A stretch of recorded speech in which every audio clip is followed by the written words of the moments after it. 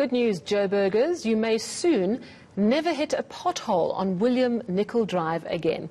Not because of the pothole fixing program suddenly ramping up its work on that route.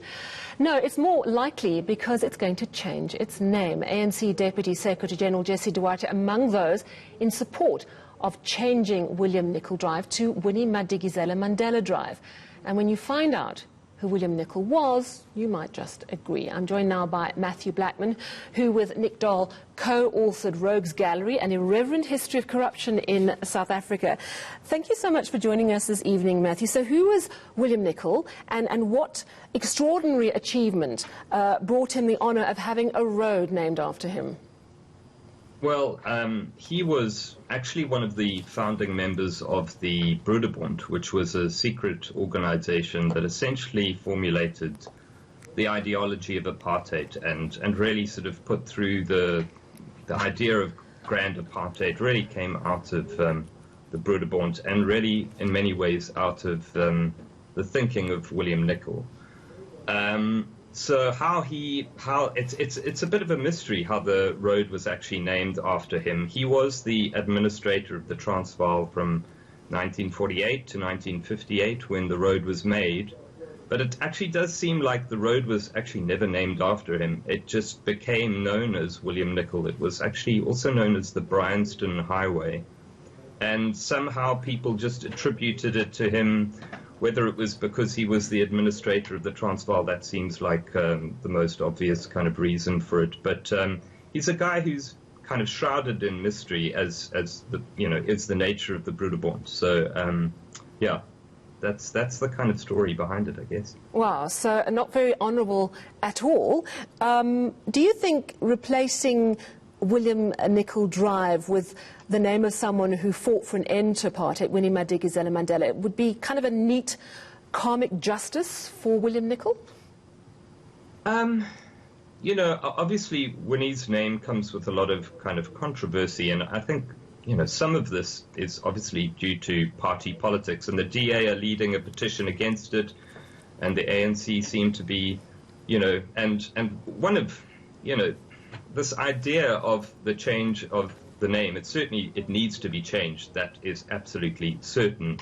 But what is unfortunate, I guess, about the whole issue is that now it's become a piece of party politics that's about trying to segregate us again, which I think William Nicol would actually be very happy with the idea of it segregating. The name itself, I mean, it is important that our heroes of the anti-apartheid movement are remembered. I just fear that this issue is now becoming one of party politics, and I think that's kind of unfortunate, and in many ways kind of plays into the hands of people like Nicol, who really wanted to segregate us, and we're seeing this being played out in the party politics that is occurring between the DA and the ANC, and I think that's unfortunate.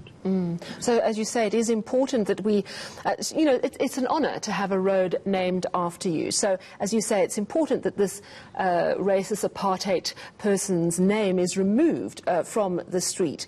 Absolutely. So, I wonder, we are celebrating 27 years of freedom in South Africa.